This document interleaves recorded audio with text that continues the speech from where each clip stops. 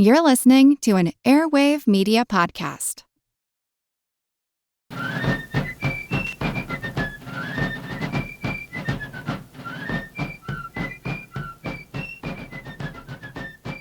Hello, and thank you for joining the American Revolution. Today, episode 117, Retreat Across New Jersey. The last couple of weeks, I stepped away from the main fighting in New York and New Jersey to discuss other events. But before that, we left the Continental Army in late November 1776 in full retreat from New York toward Philadelphia. The Continentals had decided to make a stand at Fort Washington and ended up losing about 3,000 soldiers as prisoners of war. They also had to abandon Fort Lee across the river in New Jersey, and when we last left them a few weeks ago, they were headed south out of Newark, running toward Philadelphia. Now, the British invasion of New York in the summer and fall of 1776 had pushed the Americans out of the region. General Howe and Admiral Howe had used slow but steady measures to take the city and the area surrounding it.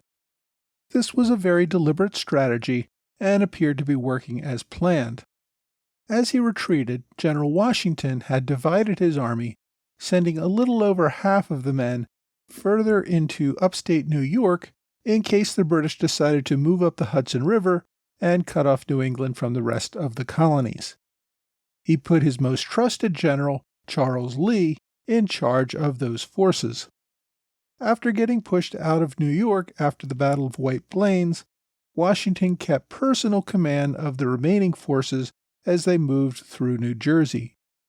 Washington had planned to combine these men with the more than 3,000 men at Fort Washington, but after the British captured the fort and took all those men prisoner, Washington was left with a command of 3,500 to 4,000 soldiers.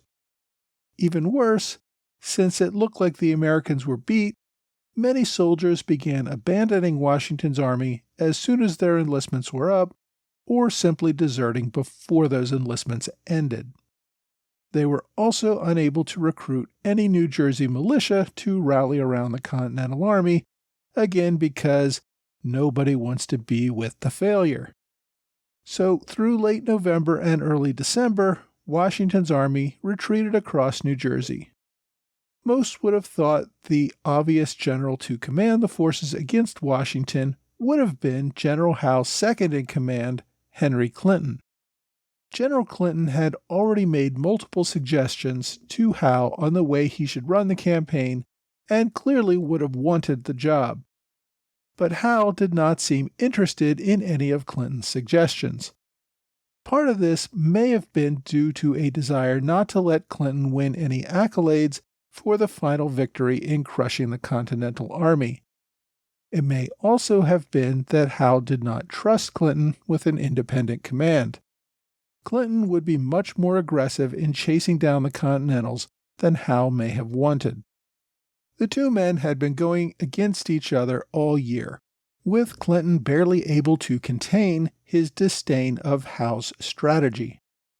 At one point during the Battle of White Plains, a frustrated Clinton told General Cornwallis that he would rather have an independent command of only 3 companies rather than continue to serve under Howe's command.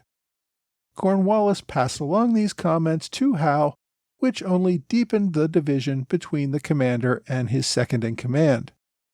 Clinton had proposed landing a force in northern New Jersey and trying to move around the Continental Army's flank while another force pursued them directly. The two British forces would possibly surround the Continentals and force a surrender. But Howe wanted Clinton nowhere near New Jersey. He assigned Clinton to an independent command to take and hold a couple of port cities in Rhode Island that the British Navy would need for the winter. This was clearly an insult to Clinton. There was no serious opposition to this landing, which could have been done by a much lower-level officer. I plan to discuss the invasion of Rhode Island in a few weeks, but everyone understood that this assignment was meant simply to push Clinton aside.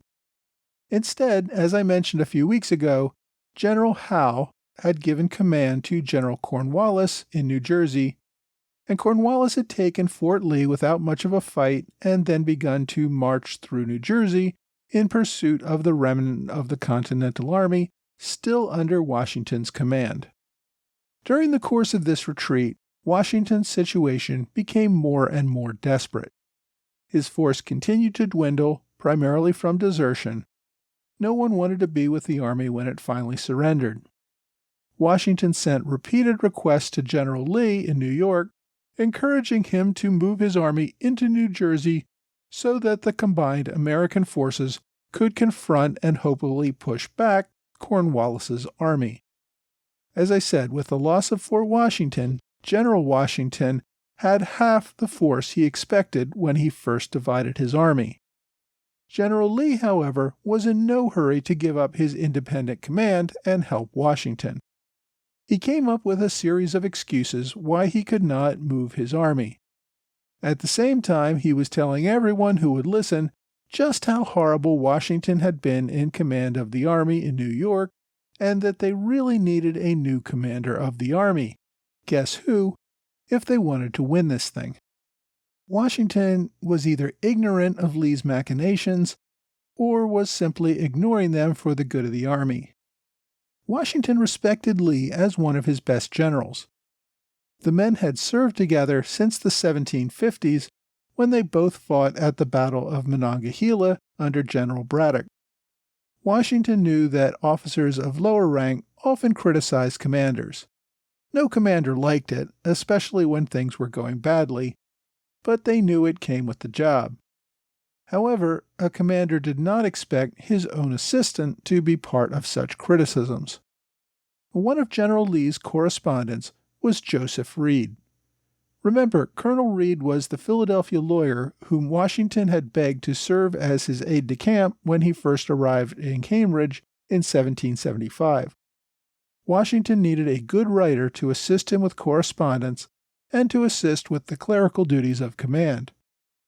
Reed made a quick trip back to Philadelphia to tie up his affairs, then returned and remained by Washington's side as his aide and secretary ever since. During his whole life, Washington took very few men into his confidence and rarely discussed his personal thoughts, views, or feelings with much of anyone.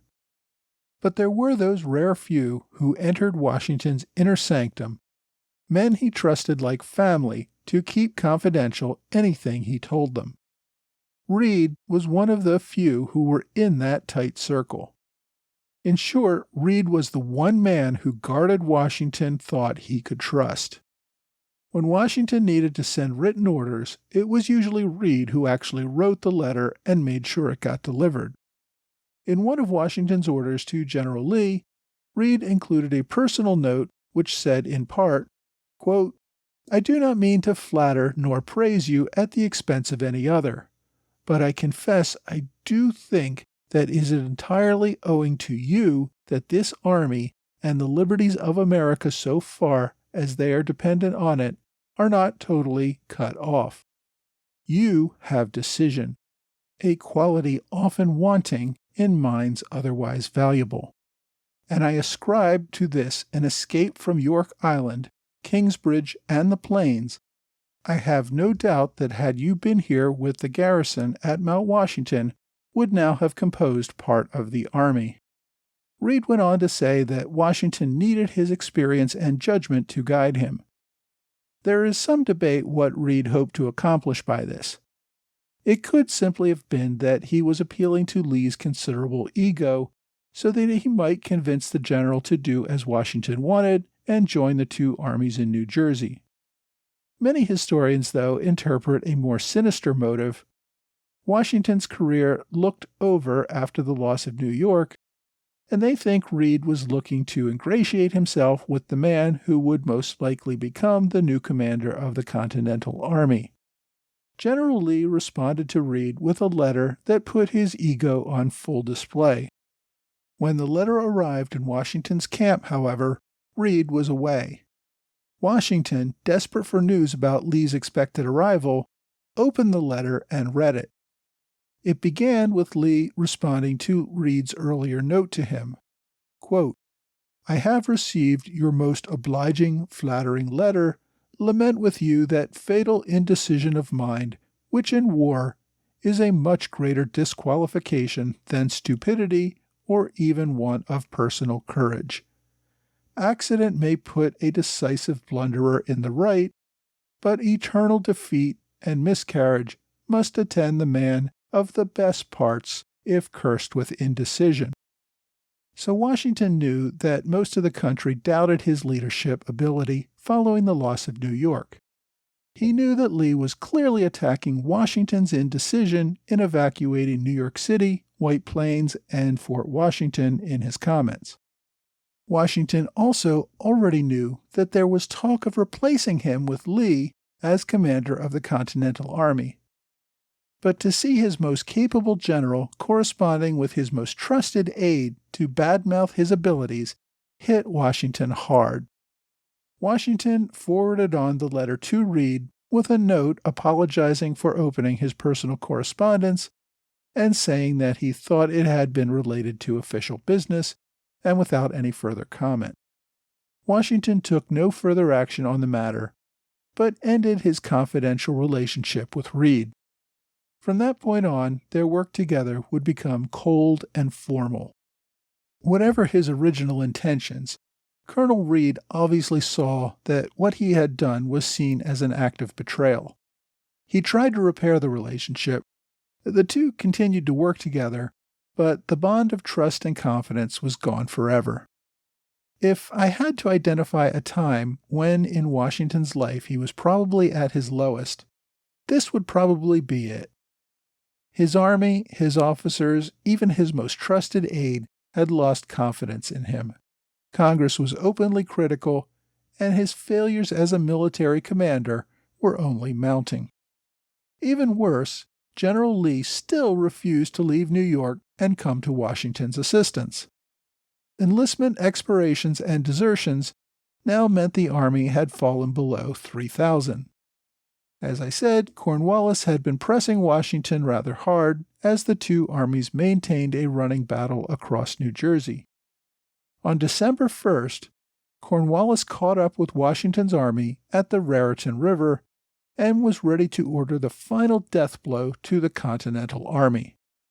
As Cornwallis prepared his orders for the following day's attack, a courier arrived with orders from General Howe. Those orders told Cornwallis to halt his advance immediately and await reinforcements. For nearly a week, Cornwallis's army sat obediently on the banks of the Raritan River as they watched the Continentals slip away once again. Finally, General Howe arrived with a single brigade of reinforcements. The army once again began its advance, but now they were moving at Howe's snail-like pace.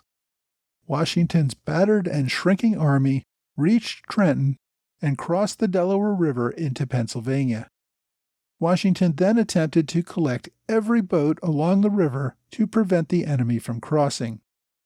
This might have slowed up the British for a few days, but in truth it seems that Howe had no interest in pursuing the army any further that year. It was already December and well past time to move into winter quarters. Many Tories and British officers at the time, as well as later military historians, have criticized General Howe for slowing down the attack on the Continental Army fleeing across New Jersey. The Raritan River actually is more of a creek, was easily fordable, knee-deep in many locations. Washington could not have made a serious stand there if Cornwallis had stormed across the river backed by his artillery. Washington's rear guard would have been no match for the British. Indeed, Washington, by this time, commanded far less than 3,000 men, as desertions continued to decimate his ranks. So why did General Howe order Cornwallis to stop? There are several reasonable explanations that do not indict Howe as incompetent or secretly supporting the American cause, as some have said. As a matter of military strategy, it is important not to let the armies get strung out too far. Howe would not want to give Washington a chance to ambush a large advance guard that had gotten too far ahead of the main force. Washington had done that on a smaller scale at White Plains. Even a minor victory could provide hope that would slow down the disintegration of the Continental Army. And that appears to be Howe's ultimate goal. Everyone decides that the British Army is invincible and just gives up, goes home, accepts a pardon, and the war is over. Even before the Continental Army had left New Jersey, the Howe brothers had issued another proclamation of conciliation on November 30th.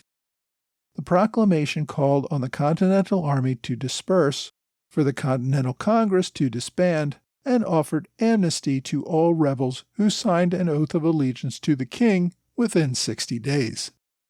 From the beginning, the Howes had made clear to the ministry back in London that they were much more interested in a political settlement in America than crushing the colonists in military defeat. Howe could have taken Clinton's advice and sailed the British Navy up the Delaware River before pushing Washington's army across New Jersey. This could have caught Washington in between the British Army and Navy and forced it to surrender. But that did not seem to be Howe's goal. He wanted the Continental Army to run away and look completely powerless in the face of British military might. He did not want to appear himself as a ruthless military tyrant. He wanted to be a liberator and peacemaker. With the British victories in New York, it was clear that the Americans could not stand up to the British Army. The time to convince people to come back and obey the king and Parliament was when it looked like there was no better alternative. Given the state of affairs, many took this offer seriously. It did not appear that the Continental Army would survive the winter. If Britain really was about to crush this rebellion, better to protect one's personal property and even one's life by taking advantage of the amnesty offer. Thousands of people across New York and New Jersey flocked to British outposts to take the oath. Allegedly among those taking the oath was Richard Stockton from New Jersey, who had signed the Declaration of Independence only a few months before. Some historians, however, argued that he simply signed a parole agreement after being captured, agreeing to play no further role in the rebellion. I'm going to discuss Stockton's situation in more detail next week, but either way, it was not exactly a vote of confidence for an American victory. Other Patriot leaders also seemed to doubt for the future. John Dickinson moved out of Philadelphia and advised his family members to stop accepting Continental dollars. The remnant of Washington's army, if it still could be called an army, had been through hell. Over the course of the retreat, they had been forced to give up most of their tents and other supplies. Many men were without shoes and had been wearing the same clothes for months without washing. Many of them were rags simply falling off their bodies. The men were dirty, unshaven, and in most cases looked like they could barely walk, let alone fight. To give you some idea, Charles Wilson Peale, the famous artist, commanded a company of Philadelphia militia that came out to assist the Continentals once they entered Pennsylvania. He described seeing, quote, "the most hellish scene I have ever beheld," end quote. As lines of ragged men plodded past him, Peale noted, quote, "a man staggered out of line and came toward me. He had lost all his clothes. He was in an old dirty blanket jacket, his beard long, his face full of scars, which so disfigured him that he was not known to me in first sight." End quote. It was only after the soldiers spoke to him that he realized he was speaking to his own brother, James. Those who had not yet abandoned the army mostly looked like desperate beggars in rags, not an army. The Continental Congress in Philadelphia was not exactly a profile in courage during this time. Fearing the British might still try to capture Philadelphia, and without any faith in Washington to defend them, Congress chose to run away. On December 12th, Congress adjourned and voted to move to Baltimore unless the threat passed. One delegate, Robert Morris, opted to stay in Philadelphia, where he lived and had his business. Morris essentially acted as a one-man Department of War and Department of Treasury, providing General Washington with what little assistance he could as the rest of the Congress fled to the South. Congress reconvened in Baltimore on December 20th, 1776, and would remain there for a little over 2 months. In 1776, Baltimore was not the shining model city that it is today. Members complained about the garbage everywhere and the terrible smell. There was no decent public buildings in which to meet. Congress had to rent a large home downtown belonging to Henry Fite, where they would convene until February. Shortly after reconvening, Congress passed a resolution giving Washington full authority to do whatever he wanted regarding the operation of the war. In other words, they handed him near dictatorial powers. Congress did not plan to be available for consultation or much of anything else, as it was on the run. I'll discuss the Continental Congress's time in Baltimore in a future episode. At least Congress did not try to change commanders at this time. Whatever their concerns about Washington's leadership, they knew enough not to try to change commanders in the middle of this retreat. Congress's decision also meant that Washington was on his own. His army continued to shrink, and the Continental armies to the north, led by Generals Lee and Gates, seemed uninterested in coming to his assistance. Congress showed no faith that he could protect Philadelphia, and only Howe's reluctance to cross the Delaware River in December seemed to save the Continental Army from complete annihilation. Next week, I want to focus on 2 important prisoners captured during this retreat, Congressman Richard Stockton and General Charles Lee.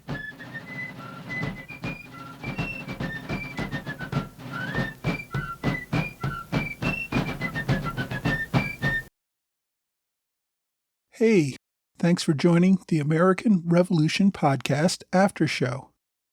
I want to thank the continued support of Liberty & Co., a member of the Robert Morris Circle on Patreon. Tyler Franz, who runs Liberty & Co., sells a wide range of Revolution and Constitution-related items. Among them are a number of magnets and stickers with logos from the Revolution. These include a 1775 militia magnet, a Proclaim Liberty magnet that has the Liberty Bell, or one that has the law offices of John Adams. There are also t-shirts, candles, mugs, and other items available. With Christmas approaching, maybe this is a time to hint to your loved ones that you would like something that shows your interest in the Revolution this year. Tyler also donates a portion of profits to the Museum of the American Revolution, and on top of that, you can get a 20% discount if you enter the promo code AMREV. That's AMREV at checkout. To get to the site, go to libertyand.co. There's also a link to it on my website, amrevpodcast.com. So today's episode, we see General Washington at his lowest. He appears to be the leader of a lost cause. His own generals are ignoring his orders and refusing to assist him. His personal aide is corresponding with others and appears to be strongly implying that they would be better leaders of the army. On the other side, British General Howe seems focused on reining in his army from further destruction. He does not want a massacre in some grand last stand. He's convinced that the rebellion will fall apart with his show of force, and this view really doesn't seem to be too far off base. Colonists in occupied areas of New York and New Jersey are taking the oaths of allegiance by the thousands. Continental soldiers are deserting, while those who remain are counting down the days until their enlistments expire by the end of the year. At this point, General Howe seems content to run out the clock. The Continental soldiers will go home at the end of the year, and everyone will accept pardons. This difficult few weeks is the subject of this week's book recommendation, The Long Retreat, The Calamitous American Defense of New Jersey, 1776, by Arthur Lefkowitz. The book itself is rather short, only 150 pages, not counting pretty slim notes and index sections. But the entire focus of the book is the events from the retreats from Fort Washington and Lee through the preparations for Washington's famous crossing on Christmas Day. Lefkowitz, the author, published this book in 1998. Although he had a day job, he is clearly a Revolutionary War enthusiast who has published at least 6 books on the subject. I think, recommended one of his other books on the turtle, the American submarine, used in New York Harbor. As I said, the book is relatively short, but it is an easy read and has some good footnotes with source material. If you want a book that focuses on the 1776 retreat across New Jersey, not just as an introduction to Washington's crossing, but as a focus of the entire book, then this is your book. My online recommendation this week is an ebook available on archive.org. It's called The Correspondence of Charles, 1st Marquis Cornwallis, Volume 1, edited by Charles Ross. As you might guess from the title, it is the correspondence of Lord Cornwallis, the British general who is leading this charge across New Jersey. The book was first published in 1859, and as I said, covers the correspondence of Cornwallis over his entire life. I recommend Volume 1 because that is relevant to his years during the war. Of course, the later part of his life is dominated by his rule of India. That's interesting, but not really relevant to our topic here. This is a great primary source for understanding communications among the British leadership of the war. If interested, you can find the book on archive.org or simply use the link on my website, amrevpodcast.com. Of course, you can pay for a paper copy of the book, but it is available for free online. Well, that's all for this week. I hope you will join me again next week for another American Revolution podcast.